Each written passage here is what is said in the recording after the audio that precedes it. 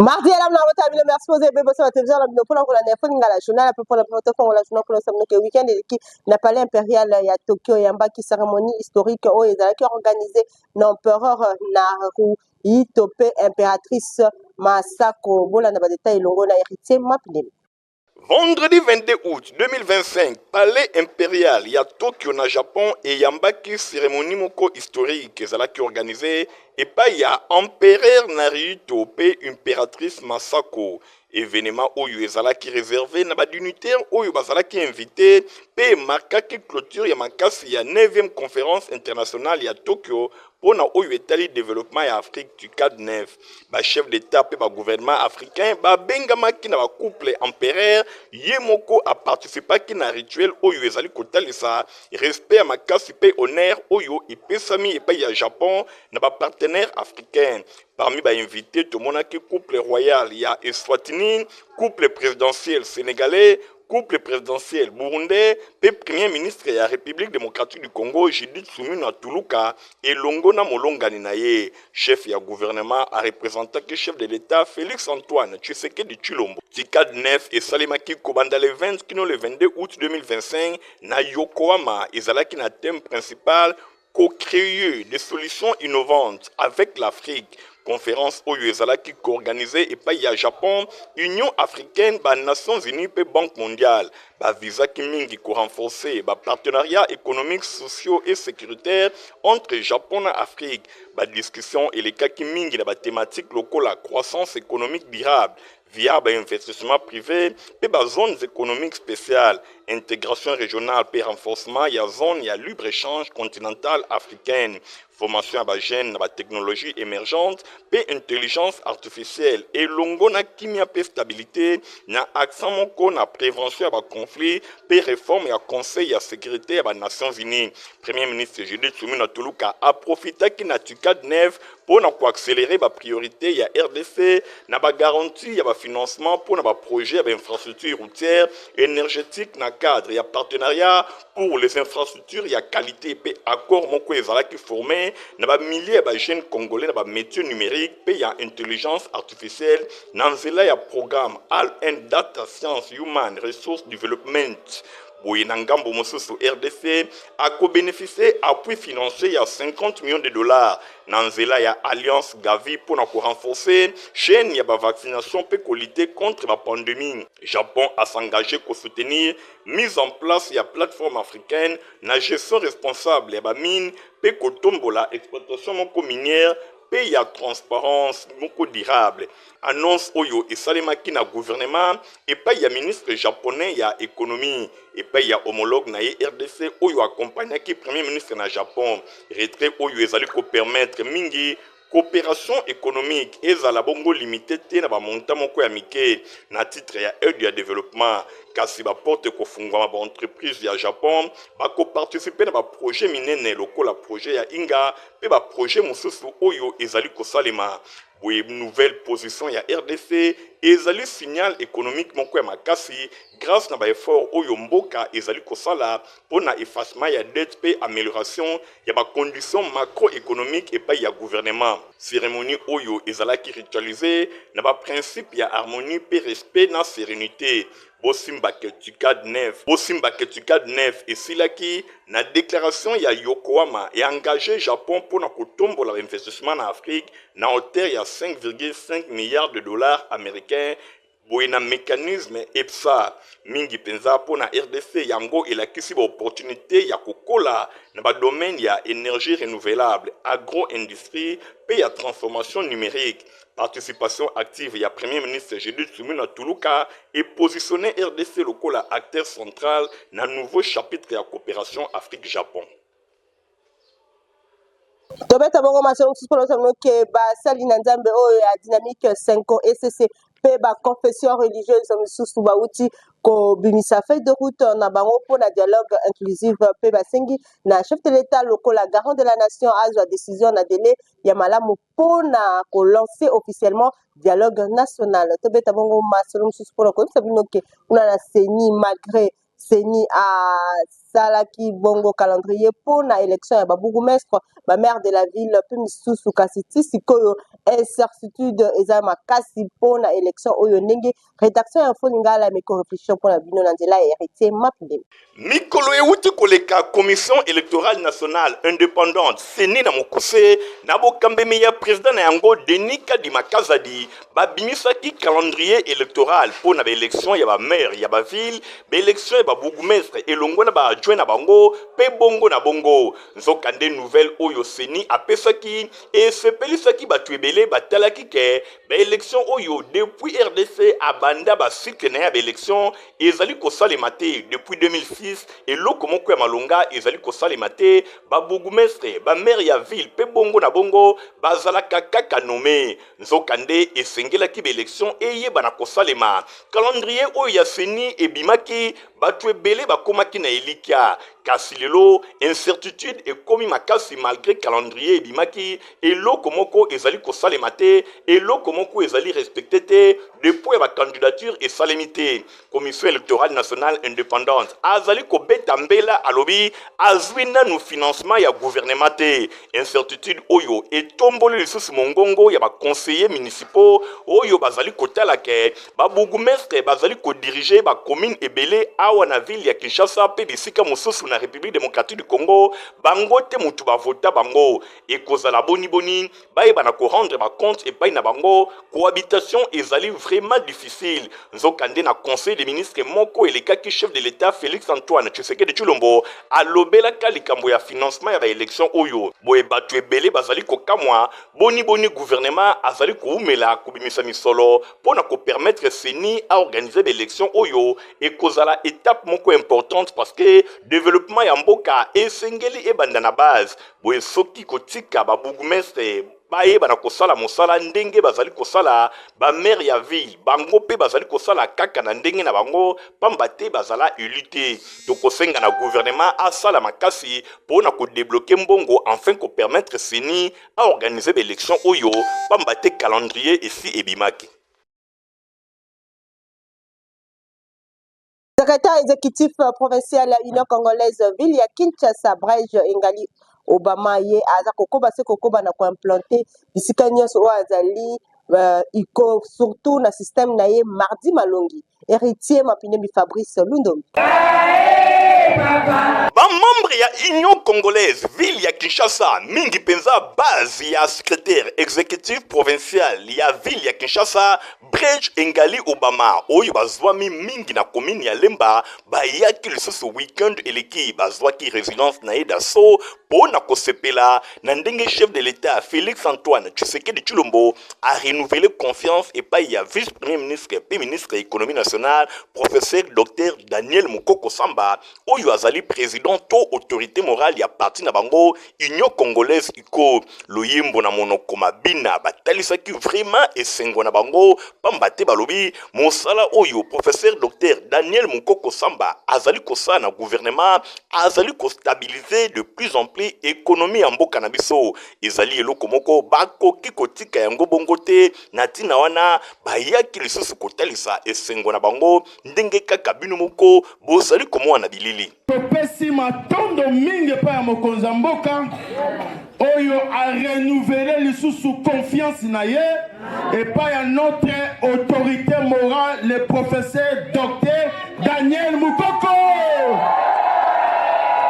topesi lisusu félicitations epai ya notre autorité morale le professeur Dr Daniel Mukoko Samba notre autorité morale azolite pour biloko akoliesala nini ekita a stabiliser dollar biso tomoni mboka eza na guerre mais banda gouvernement na bango ekotaki dollar etikali komata bazobunda lisusu po dollar esala nini ekita bosimba pe boyeba ke tomonaki présence remarquée ya Mbuta Alphonse oyo azali directeur ya cabinet na secrétariat permanent ye pe azwaki maloba pona kote ya bana ya Union Congolaise alobi moko na moko esengeli asomba carte moko na moko esengeli alakisa vraiment ke azali mwana ya Union Congolaise bisika nyonso esengeli ndengeli carte na ye ezala. Opération Somba Carte ezali eloko moko ya motuya pona bana nyonso ya Union Congolaise. Tochaki opération Somba pe lakisa carte na yo.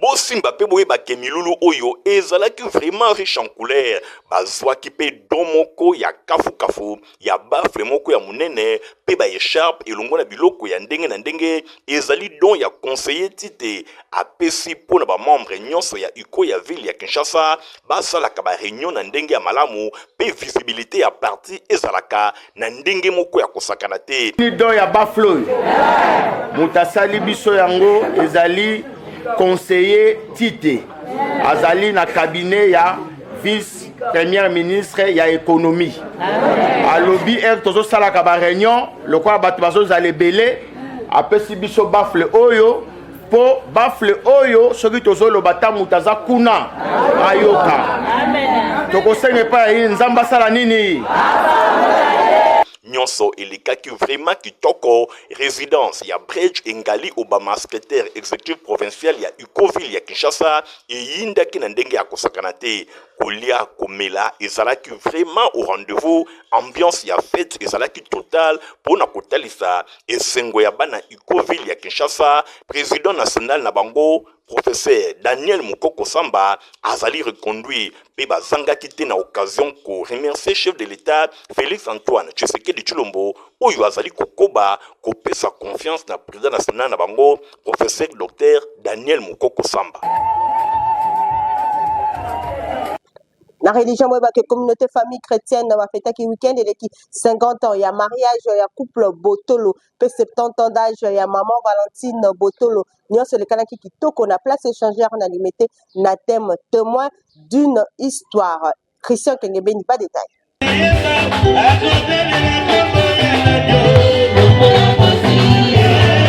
Sous les charmes d'un amour vrai, des doubles événements ezalaki célébré dimanche 23 août 2025 pour un espace échangeur na commune ya Limité. Ezalaki bongo dimanche 23 août 2025 na présence ya batu ya ndenge na ndenge de 50 ans de mariage ya couple Botolo, papa Léon na mama Valentine, pe 70 ans de vie ya mwasi ya yambo ya communauté famille chrétienne Totangi Valentine Botolo. Bosimba pe boye nyonso ebandaki na vernissage ya livre intitulé La communauté famille chrétienne et son jubilé d'émeraude.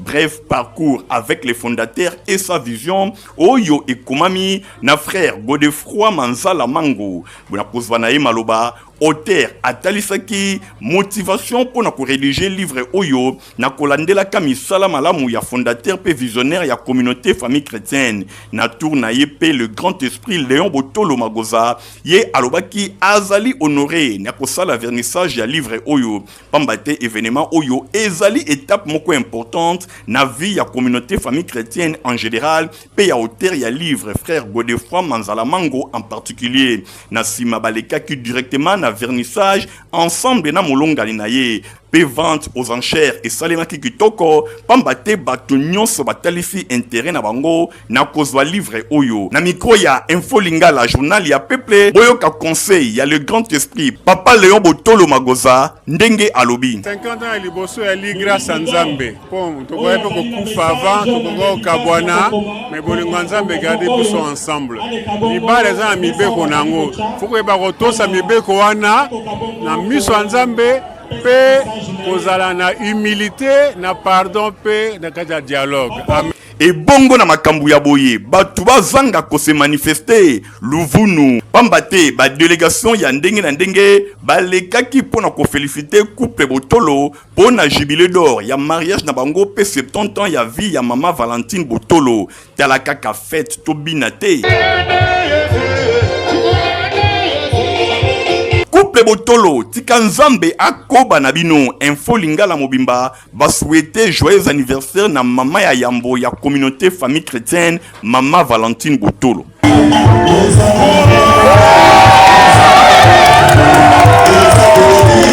La Kikwit bosimba ki ebateki ya ba vive frère ya ville ya Kikwit na province ya Kwilu bango ba manifestaki kanda la bango ya makasi mikolo ute koleka contre ba responsable ya ba chambre froide ndenge baza komatisa biloko bolanda reportage oyo et rapporteur na biso kuna na Kikwit. Ezalaki ya koyina na tongo ya jeudi 21 août 2025 na ville basse na ville ya Kikwit. Bateki ya ba vivre frais ba manifestaki kana na bango contre ba chambre froide ya ba expatrié précisément ya ba indien oyo bazo matisa prix ya biloko chaque jour. Selon ba mama ya Wenze, carton ya mpio dina tableau eza na 176 000 francs congolais. Mais na kati bazo tekela bango na 196 000 francs congolais. Mugete kala mero na mugesa nshila bana mugeko kotanzo nkani mebilu mwa mugeko kali ave papa naza moteki poisson yango nde esunganga na kotangisa bana bakonzi bayoka biso mawa bana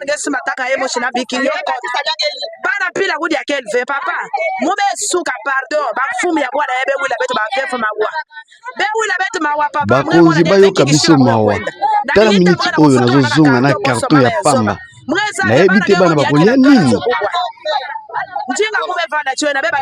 bobongisela biso prix oyo ekoki kotikala stable po chaque jour baprix ezochange.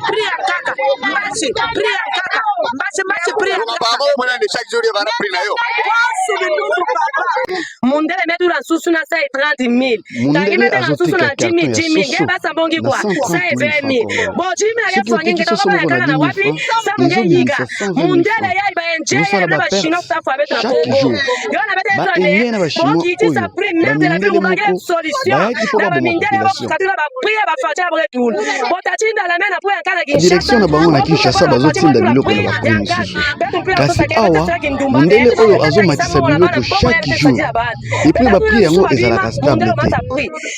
Bakonzi tokabaza susi ba mama mibali bagasi na mbongo te ba mama nde basima ndako soki ba mama basimi ndako te biso mibali toza na valeur te alors ayo ba susi ba mama nde asimi ndako mpona bana biso mibali mbongo za susi bana batanga na nsima ya ba mama vraiment l'état na biso oyo susi ba mama. Selon la source ya Info Lingala na chambre froide de Tokon, ba préciser que 20 000 francs de plus wana eza ba manigance ya mundele oyo atalaka bango.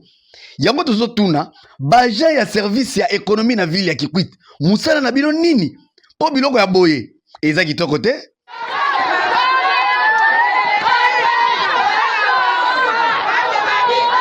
Lancement il y a année scolaire 2025-2026, c'est seulement Kitoko, samedi 23 août. On a complet scolaire moment Pemba, cérémonie et qui présidé na promoteur Nango, Rodrigue Mbungu, l'a dit l'endroit détail.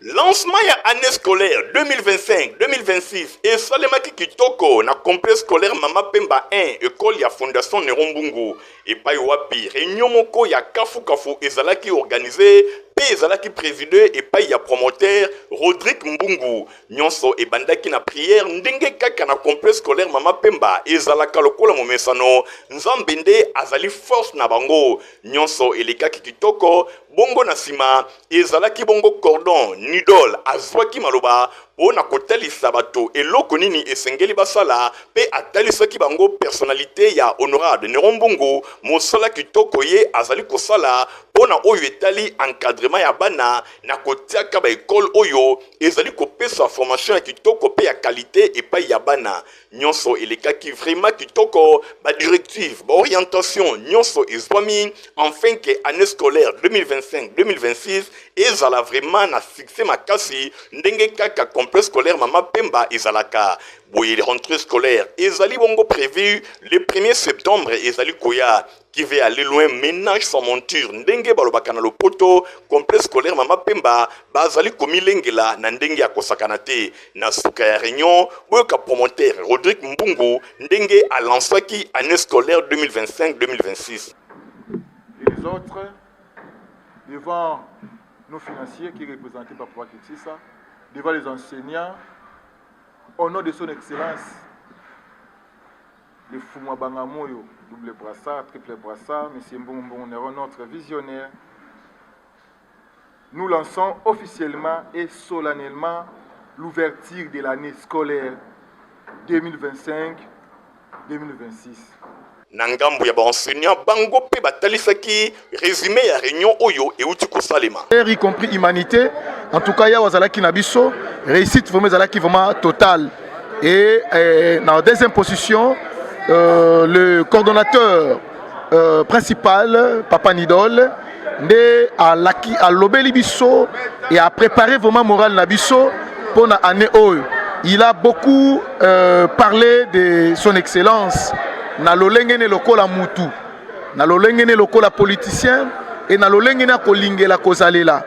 Vraiment, et si kanyo sosoki oyebi mutu malamu oko servir ye malamu. Toni sami na isengo pona nazobenga ngo lokola mululu moko ya munene pona ngai c'est historique pona koya kosangana ko recommander année scolaire 2025-2026 na maboko ya Nzambe pamba te sans Nzambe en tout cas tokoki kosala eloko moko te pe bato za nango eza ya ye makasi to ya kosala musala eza ya ye yango wana na tondi botondi pona excellence lokola zwa initiative wana ya kotia toujours Nzambe liboso na misala na nyonso raison pour laquelle toye kokumisa Nzambe to dédié ane mobimba ete Nzambe atambola na biso elongo. Je sais que ba école eza ebele en tout cas eza pe mingi te oyo ba zana initiative oyo ya biso awa olengi totiaka Nzambe liboso. Boye nyonso ebandi déjà na complexe scolaire Mama Pemba école ya Fondation Nerombongo pamba te le 1er septembre makambo nyonso ekozala prêt on ouverture ya année scolaire. Nangam na bango collège prof auka bango pe baza kosala ba inscription bango kitoko na ba extension na bango eza na bumbu na makala reportage héritier mapine mosungi ya ba parents aye lisusu ndenge kaka amesana makambo ya sika yangoyo ebandi pona année scolaire 2025-2026 pona collège prof Aouka elongo na yemoko le promoteur John Aouka Moma les grands baoba oyo alingaka bana bino batanga kitoko aye lisusu na ba surprise ebele. J'ai bien dit ba surprise ebele bosimba na cycle maternel de 3 à 5 ans aye na makambo ebele kasi misolo eza na yango muke toza pe na primaire na collège prof Aouka kobanda na première année tu na 6e année à part wana tozali pe na éducation de base de 7e à 8e yaboye etikala kozala te kaka na collège prof Aouka ba parents bayoki balobi collège prof Aouka nde mosungi na bango na collège prof Aouka enseignement eza vraiment ya qualité malgré Minerval eza nango ya muke prix ya nyampoul pe ya gratana kasi enseignement ekuba. Papa, mama, yoka kitoko, kobanga kitoko ya bâtiment oyo ekuba te, nyonso to Minerval ezali à la portée na bino nyonso. Kasi mwana akoki kotanga na ndenge ya kitoko, b'inscription eza nango ya ofele, esi ebandaki déjà, ezali kosalema chaque jour de 8h à 16h. Okotuna ngai, collège prof Aouka ezwami wapi, yoka bien, kanga adresse oyo, collège prof Aouka ezwami na commune ya Bumbu, mingi penza na avenue Luyeye, numéro 9A na route Elengesa, pene ya Wenze ya likolo ya Makala. Mosusu pe ezwami na avenue Nkolo, numéro 36, pene ya le destin topé na direction ya Souci MM. Enseignement ezali vraiment ya qualité pour ba enseignant bazali très qualifié. John Aouka Moma les grands baoba azali kosangisa expérience et longo na jeunesse. Kuna pe ba classe ezali bien aéré ba salle de classe ba condition kaka ndenge UNESCO azali kosepela. Kuna vraiment ba condition ya kitoko kasi Minerval ya muke ndenge yemoko promoteur John Aouka Moma les grands baoba alobi. Sengi kaka na maboti bo il y a 40 000 pour la primaire, 45 000 pour la maternelle, et 48 000 pour la 7e et la 8e. Wana ezali ba compte oyo tolingi kozanango posa na ebandeli année scolaire qui les 30 septembre peuvent être biso to faire fonctionner l'école. Bosimba pe boyeba ke wana ezali a compte kasi ba monta misusu etikali ba parents bo bangate e kozala discuter na mois d'octobre mingi penza na début na yango entre comité de gestion ya collège prof Aouka et longo na ba parents e kozala na yango eloko moke kaka ndenge amesana. Na collège prof Aouka ba élève basalaka ba visite guidée bisika ebele po na kofongola ba mémoire na bango. Papa, mama, na misolo muke mwana atangi kitoko pe asilisi na mystique ya fourmi po azala utile na société. Bo simba ke ba notable ya lobby ya RDC bakobima awa, ba lauréat babimaka awa. Collège Prof Aouka, yende mosungi ya bana. Collège Prof Aouka, yende champion. Préfet lui Bakambu, il y a à Fongoli centre de formation professionnelle technique. Il y a 45 jours à Pamba au comité technicien. Centre monnaie est orthodidacte à partir de 17h, tina 20h, bon les kalakuna na itemat, poezana istakuna na barumbu pona au sein de l'inscription na bino. Na dination na Stéphane Skandeba détail. Tango ya koyekola esili nanu te yoka sango oyo na memeli bino bato nyonso oyo botanga déjà 6e de humanité kasi nanu besoin diplôme d'état te itemat ndolo na ista batie na disposition na bino centre de formation ya ba autodidacte na domaine technique esengeli boyebake adresse eza kaka moko pona kobima ingénieur ya solo itemat ista bazali na ba formateur très qualifié na domaine technique nyonso lokola aviation civile, mécanique générale, électricité générale, électronique industrielle, radiotransmission et commutation, option ya construction pe ezali na pointe. Pour na ba résultat ya ba examen d'état 2024-2025 préfet Kabangu alobaki toyebisa bino ke itemat ndolo ista basalaki 100% awa kutu bapesa bango kombo eratakate de 17h à 20h basali na bango etikalaka très disponible mpo na bino tango ya koyekola esili nano te papa mama osalaka deja na domaine technique kasi nanu ozwa diplôme te leka na babiro ya itemat ista ozwa inscription na yo bokanisi esili tintin préfet lui Kabangu atie lisusu mpo na bino centre de formation technique professionnelle pour ajustage, soudure, rebobinage, installation panneaux solaires, photovoltaïque, mécanique automobile, check automobile, diagnostic électronique des automobiles, installation bâtiment, froid, vidéosurveillance, électronique embarquée, informatique, bakisa cours ya anglais classique, anglais aéronautique, anglais d'affaires, pe cours ya français. Ezali ya koratete, formation rapide pour na 45 jours ya pamba, pe 90 jours pour na ba jour normal. Comment utile na société, yekola musala, adresse kaka moko itemat ista na commune ya Barumbu, tope obengi na numéro oyo ezali affiché na ba écran na biso. Soyez les bien koya.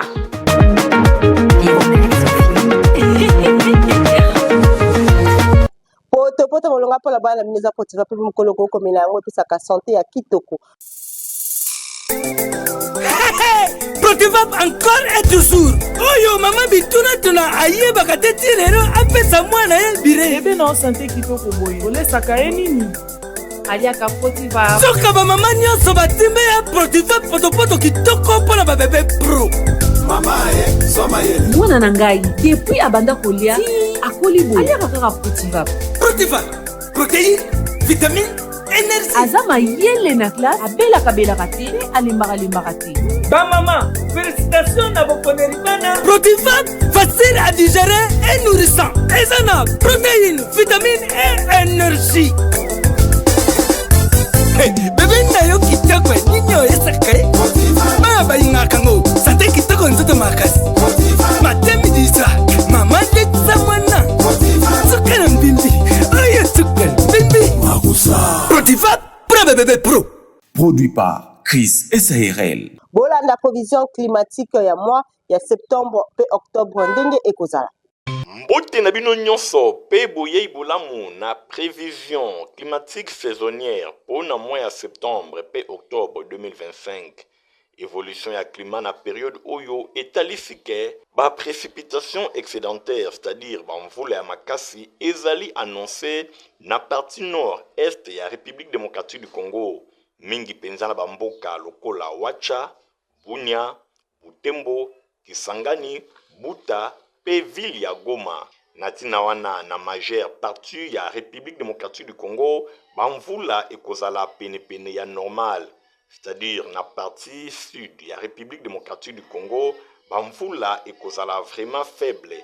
Na niveau ya ville ya Kolwezi, Likasi, pe Lubudi. Pour na mois ya septembre pe octobre 2025, soki bolingi ba détail mosusu esengeli koleka na Metersat. Merci na bino nyonso.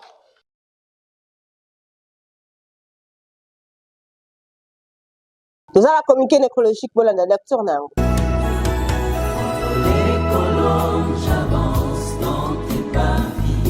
La grande famille Matungulu bazana makoyebisa na baninga pe bayeba na bango liwa ya papa l'équipe ya na bango na kombo ya Damas Matungulu pour les intimes Pamusha ye akufaki depuis mokolo ya dimanche 24 août à partir ya ngonga ya 0h na hôpital Diamant au ezabongo na 7e rue Limité. En attendant programme esalema matanga ezabongo na avenue Apate numéro 47 na commune ya Lemba, référence super topé advance. Tika ete communiqué oyo ekomela bato nyonso bayebi famille Matungulu pe papa Damas Matungulu.